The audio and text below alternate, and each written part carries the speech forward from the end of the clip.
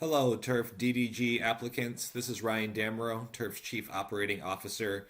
I'm recording for you this short video to show you the different sections of the DDG application form that we require from you to submit to, of course, apply for a DDG. It's this application along with the supervisor letter of support that allows us to consider your proposal for funding. This particular application covers 5 sections. In this first section, it's some basic background information about you. You're going to list out the title of your project, the research topic that you're going to be covering. Those are, of course, listed on our website. Your first name, your family name, which is also sometimes called your surname, and then the institution where you're studying your doctorate, your hometown, which if this is unfamiliar, you can click on this link and learn what a hometown is. It's essentially the place where you grew up or were born, the place where you spent most of your childhood. We like to use that information to understand where our DDG applicants are applying from. And of course, just fill out the rest of the information here about your supervisor as well. We will not publish your supervisor's email address or their physical address anywhere. We keep that information very private. As we work down this first page, you're going to either check that you are eligible for a British Council DDG or that you are not. You determine that by either being from one of the countries that's listed on the OECD DAC list, or that your research is going to have a clear and positive impact on one of the countries on that list. So you can click there. The list of countries is also found in the DDG call for proposals. You're going to move down to 1C here. Let us know if your supervisor has provided you feedback on your proposal, which isn't mandatory, but we do encourage it. And finally, we want to know whether you've received ethics approval or IRB approval already. So as we go down to this section 2, second page here, there's just some brief notes. These notes are the same ones that you're going to find on the call for proposals. We look for you to have a summary that's 200 to 250 words. And keep in mind that it's this summary that often is posted to our website. So make sure that it's well edited, that it's clear, concise, and fits within that word allotment that we've provided you. There is a note here that you can read. Just make sure that when you fill out this application form that you delete this thread here by clicking delete thread, so that this comment bubble isn't in the eventual application that you submit to us. Okay, so on to the next section.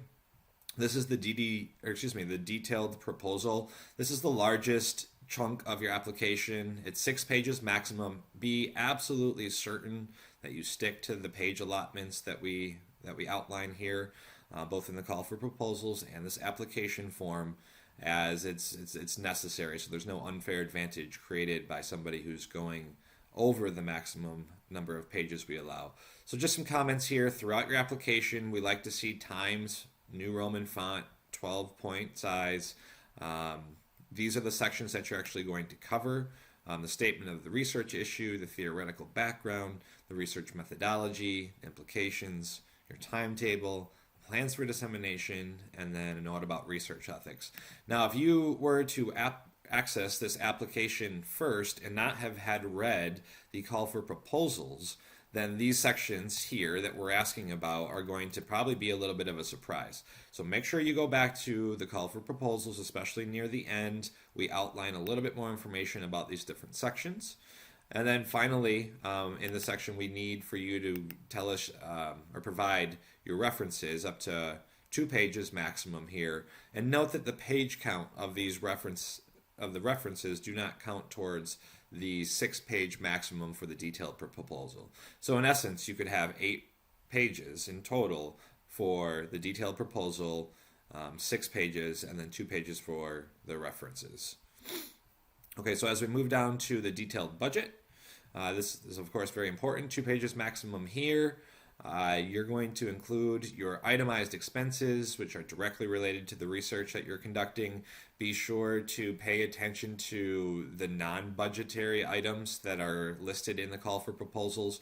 If you end up having questions about any of these budget items, you can look on our website, go to the frequently asked questions section, and then there are more answers to budget items. If you're still in doubt after that, then go ahead and write to me. The email address is provided in the call for proposals, or just write to TIRF, and again, I'll be the one answering your email. So you can go ahead and just read these other items, make sure you follow the directions. So the last section here is section 5, your CV, your curriculum vitae. This is likely a shorter version of your full CV, 2 pages maximum. And just note here again that the page limit does not count towards the page limit for the detailed proposal. When you're done with your application, be sure to just delete this entire page here, and then save your application as a PDF. And then you can click on this link or just go to our website and look for the application submission area. It's all pretty straightforward, but if you're having problems, just write to us and I'll be sure to get back in touch with you.